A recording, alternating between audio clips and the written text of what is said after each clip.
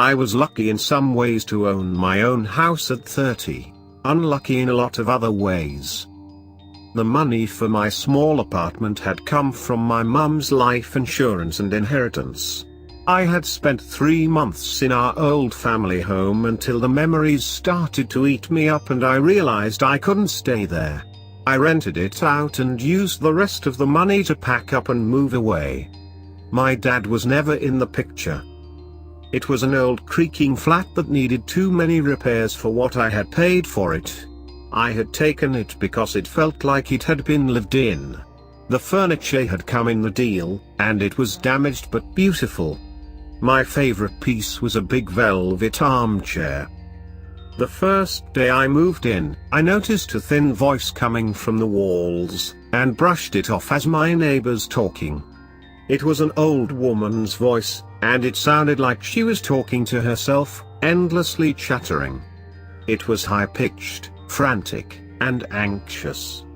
I unpacked my clothes with my headphones in, her voice sometimes drifting in and out between the gaps in the music. I dug out my teddy bear, a fluffy but threadbare thing I had when I was a child. Without knowing why, I buried my face in its fur and breathed in. It smelled like home. The tears threatened to spill over my eyelids and I blinked them away angrily. This was how things had to be. The first night was almost unbearable. The woman next door was alternating between banging on the walls and singing to herself in muttered, frantic tones.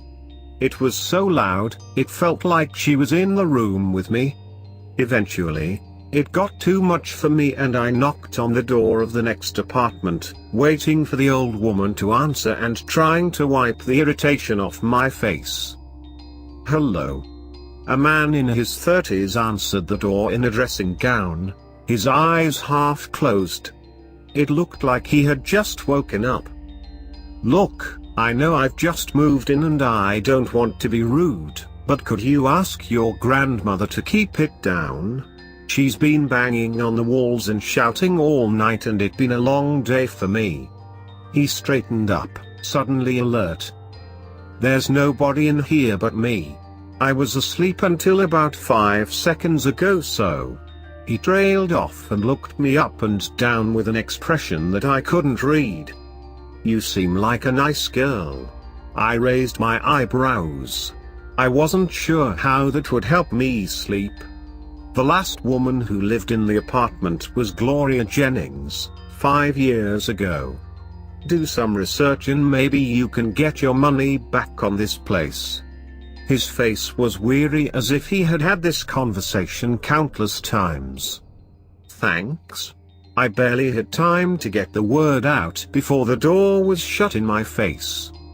I tried to sleep, but my mind wouldn't let me. I could hear the old woman crying in the walls and I felt like I was losing my mind. How could I hear something that wasn't there? Was this some weird neighborhood initiation? I got out of bed, my feet slipping against the cold wooden floor, determined to call the police. The old woman was making agonized groans, so deep and guttural she sounded like an animal. The second I opened the door to my living room, I pulled my cardigan over my shoulders, an involuntary impulse. It felt like the heating had been off for hours. I froze. Sitting in the velvet armchair was the old woman. The old woman's hair was tangled into a matted bun on top of her head, and she was staring straight ahead. The lamp cast lattices of light over her pale mottled skin and I shivered. She must have wandered over, confused about where she lived.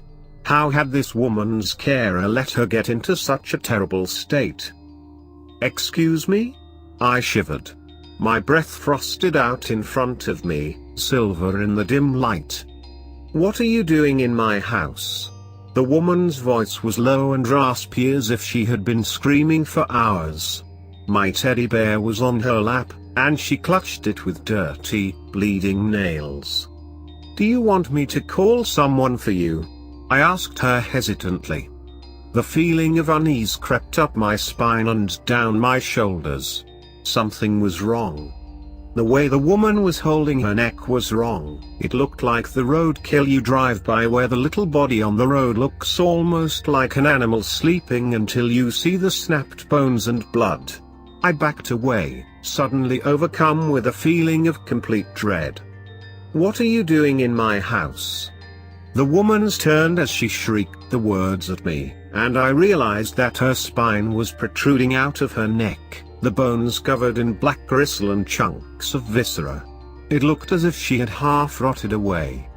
The electricity surged, and for a moment we were lit up with a blinding light. I could see the woman's dark eyes, bloodshot but film over like a corpse's. I spent the night shivering in my car. The next day, I sat in the library, poring over public records of the house. I could feel my eyes drooping with the effort of surviving the sleepless night. On the records, everything was patchy at best. I thought of who I could call, who would let me stay while I fixed this, and felt a sharp pain in my chest as I realized there wasn't one person like that in my life. There wasn't one person who would help me. The last one had been my mum. I felt a sudden throb of loneliness so deep that my eyes welled with tears. I just wanted to forget what had happened. If Mum had been here, she would have known what to do. A name, inky black in my mind, popped into my head. Gloria Jennings. I don't know why the man next door told me. I knew he knew more than he was letting on. I considered going to visit him, but the thought of stepping foot in that building made me feel like I couldn't breathe. I typed the name shakily into the ancient public records, and a small strip of information lit up on the screen like a beacon. Gloria Jennings was found dead in her apartment on Thursday, the 6th of October. The 87-year-old died from trauma due to falling down the stairs and was suffering from the late stages of Alzheimer's disease. An investigation is being conducted in regards to the state of extreme neglect that Gloria was found in. I held my hands against my chest for a moment. I imagined an old woman, alone and frightened in her apartment, talking to herself because there was nobody else there to listen. I thought of the unbearable loneliness of lying there at the bottom of the stairs, waiting to die. I thought of my own crushing loneliness, so vast and empty that I didn't know how to stop it anymore. The next night, I went home. I made dinner, set up 2 plates, and put one down opposite me on the table as I ate. I made 2 cups of tea as I watched old talk shows, and when I went to bed, I put my teddy on the mantelpiece. I remembered holding it when I was scared when I was a child, and how it had made me feel like nothing bad could ever touch me. I woke up to the windows in the living room being thrown open so hard they smashed into tiny shards across the floor. I scrambled out of bed. The screaming was so loud I had to cover my ears as I opened the door to see Gloria, her hands over her ears, knelt on the floor as if she was praying. Tears streamed down her cheeks. "Gloria!" I shouted against the roar of the wind and her frantic screams, and it was as if everything was suddenly suspended in the air. The noise died down to a hush, and the old woman looked at me with her blank eyes, as if she was trying to remember something she had forgotten. "I'm sorry for scaring you. I'm your new nurse." I tried to swallow back my fear and take on a calm professional tone. "I'm here to make sure you've looked after." I noticed that Gloria's face was stained with tears. "Where am I?" she whispered, the white of her eyes rolling with fear. "Where am I?" She had looked rotted, a corpse left dead for years, but now in the moonlight, she looked like a frail old woman wrapped in a blanket, confused and alone, and my heart ached for her. "You gave me a real fright. But we're at your house. We're staying here for as long as you need," I told her quietly. I remembered the teddy bear sitting on the mantelpiece and slowly moved my way over as I brought the little bear over to Gloria and placed it next to her. She looked at it for a moment, then reached for it with tentative hands, as if she couldn't quite believe that it was for her. "It's a present," I said. "To keep you safe." Gloria held the bear out, tracing her fingers over the soft fur. She clutched it to her chest, squeezing her eyes shut.